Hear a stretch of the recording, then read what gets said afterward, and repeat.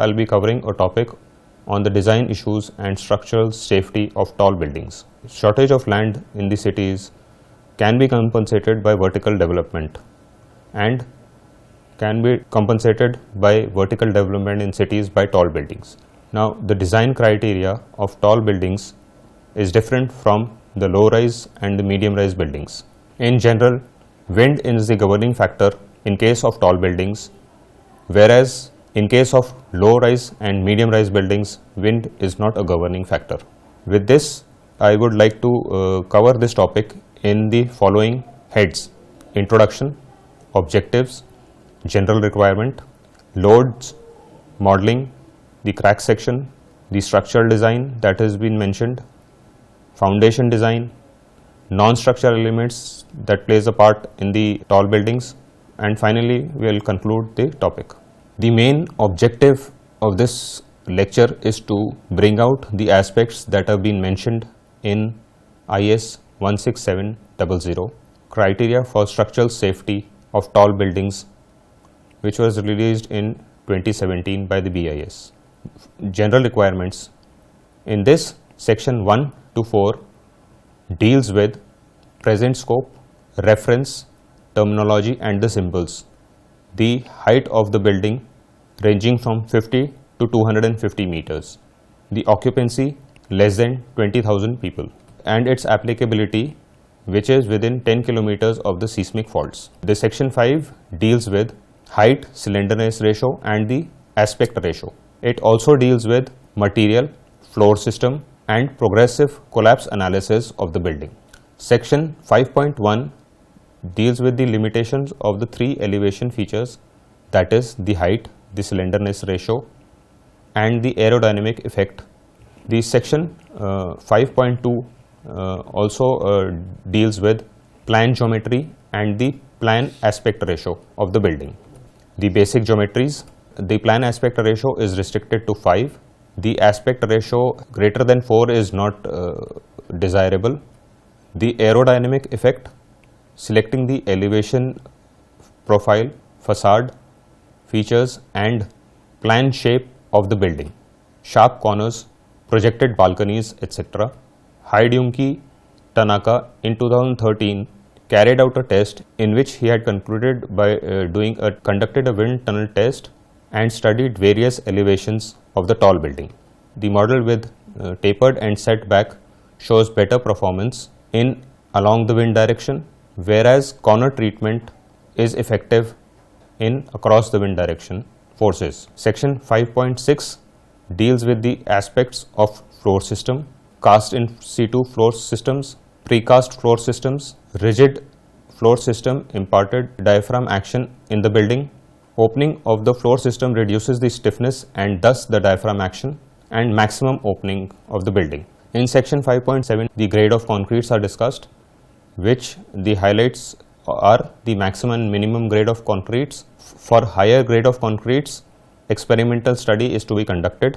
As we had earlier seen in IS 456 of 2000, the minimum grade of concrete that is being used is M20, and as per IS 13920 2016, the minimum grade of concrete is M25. And other national codes also recommend using different grades of concrete in the seismic zones. The brittleness of the concrete is also discussed in this section. Section 5.8 deals with the guidelines to avoid the progressive collapse of the building and the progressive collapse definition. Progressive collapse can be avoided, and the code suggests using the elements to safeguard the building from progressive collapse.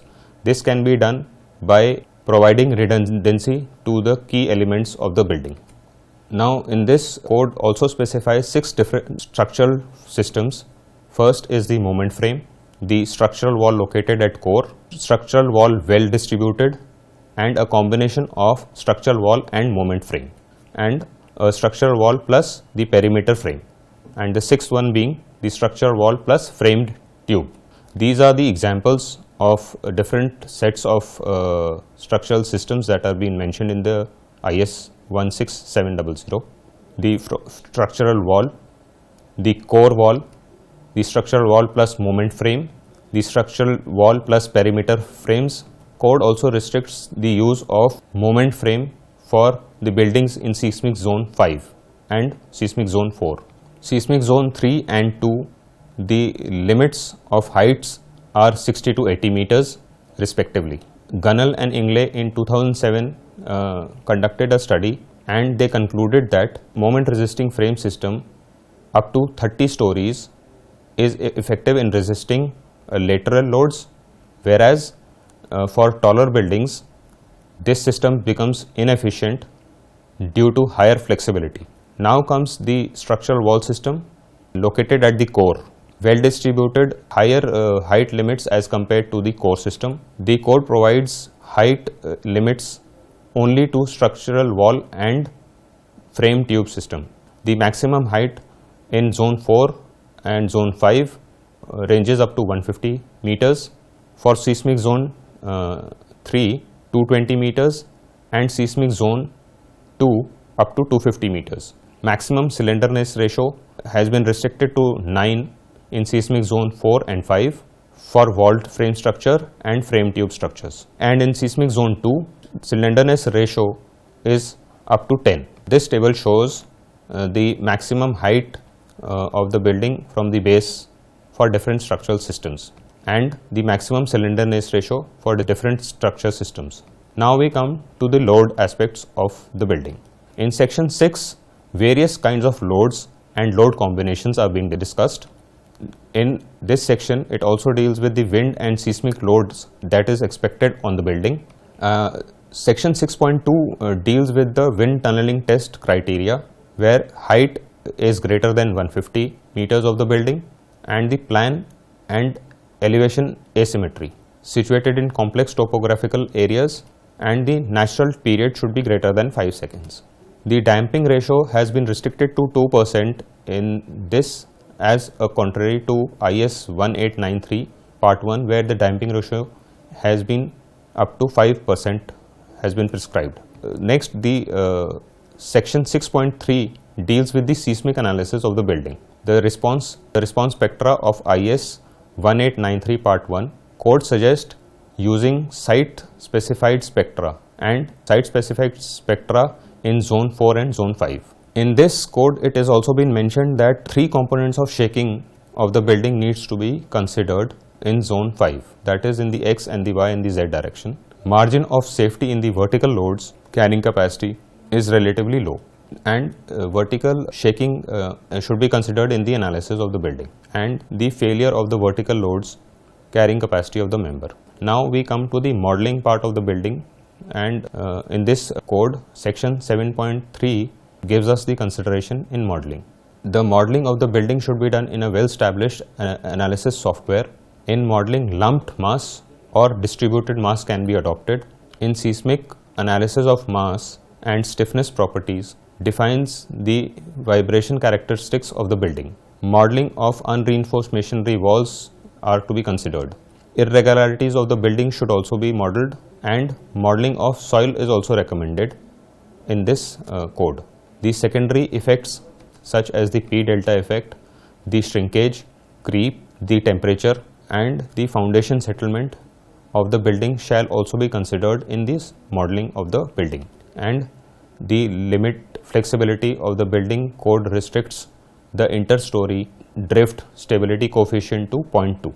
In this code, crack section has been dealt in section 7.2. Additional consideration in modeling, wherein the crack section properties of the IS code is similar to that of the American code. The cracked formation under gravity loads and secondary effects are negligible. In seismic effects, reversal of stresses results in structural cracks in the structural element. Now we come to the structural design of tall buildings which have been considered in the code. Section 8 deals with the design criteria of various structural systems. Section 8.1.2 gives us the staircase not confined by structural walls. Kumbar in one of his studies concluded that staircase changes the dynamic characteristics of the building. The location and orientation of the staircase also affects the dynamic characteristics of the building.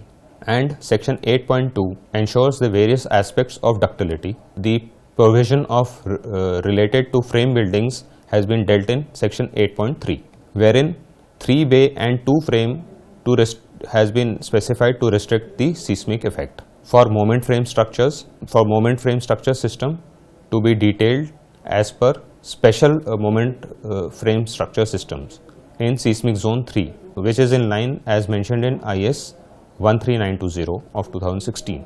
Further, in section 8.4, dual system, that is moment frame and structural wall, has been dealt, wherein the code necessitates supporting structural walls on stiff and ductile elements and restrict discontinuing it in the lower stories. In one of the studies conducted by Murthy, discontinuity in the structural wall even in higher stories create large lateral drifts and uneven distribution of the shear demand. Structural wall system has been dealt with in section 8.5. Minimum thickness as greater than 160 mm or height, inter-story height by 20. In IS 13920 2016, the minimum thickness shall be 150 mm. If opening of size greater than 800 mm or 1/3 of the length of the wall, whichever is smaller, then the influence due to opening can be neglected in the overall stiffness of the building.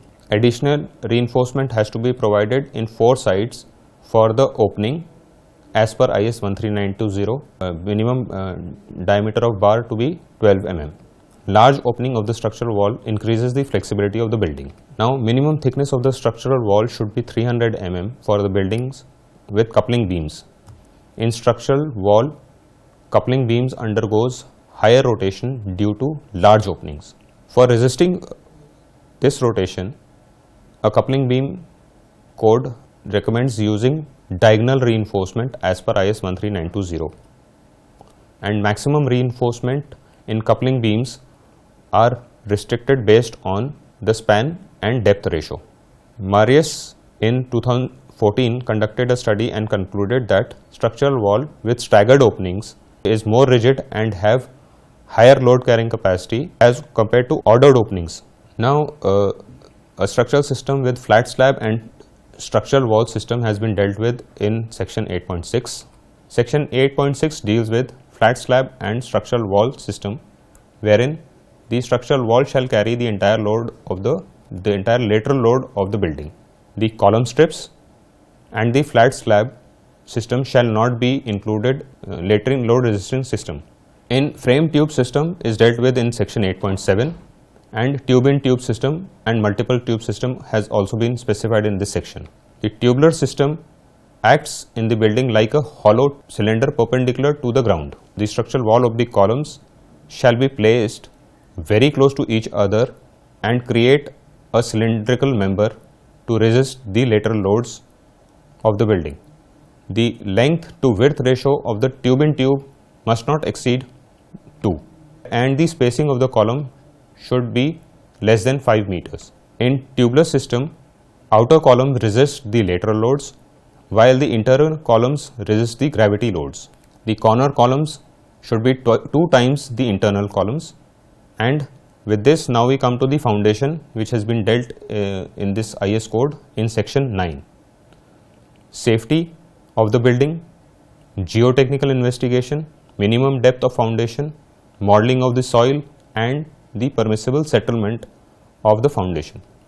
A uniform factor of safety of 1.5 for both overturning and sliding of the building under different loads has been considered in this code. In IS 1904 of 1984 provides design and construction of foundation. The factor of safety varies from 1.5 to 2 and 1.5 to 1.75 in case of overturning and sliding respectively. All geotechnical investigation shall be conducted for tall buildings sites. Minimum 3 bore holes per tower at 30 meter spacing should be provided. In section 9.3, minimum depth of foundation for raft and pile foundation has been specified as 1/5 and 1/20 of height of the building respectively as per IS 1904. In section 9.7, modeling of the soil should be done in the software. Implementation of the soil structure, interaction of building more than 150 meters in height. Permissible settlement of the foundation shall be as per IS 1904 and IS 12070. Now we come to the non-structural elements of the building, which plays an important part in case of tall buildings. Section 10 deals with the non-structural elements. The past earthquake performance of the non-structural elements are poor. Failure of a non-structural element causes problems for the occupants. Inappropriate design can cause minor disruptions and can compromise on the functionality of the building. For example, like the electrification system or the plumbing system of the building has a failure which affects the functionality of the building. So, section 10.1 also deals with the classification of non-structural element based upon their seismic behavior. Code specifies that these non-structural elements can be categorized into three categories. First is the acceleration sensitivity, deformation sensitivity, acceleration and deformation sensitivity. Design guidelines for deformation sensitivity of non-structural members has been discussed in section 10.3. Performance of deformation sensitivity elements can be achieved by limiting the interstory drift and designing the elements for expected drift. In IS 16700 displays the delta x and the delta y are the multiplication factors of 1.2 to compensate the additional displacement causing during the strong motion and other secondary effects. With this, I would like to conclude that many important aspects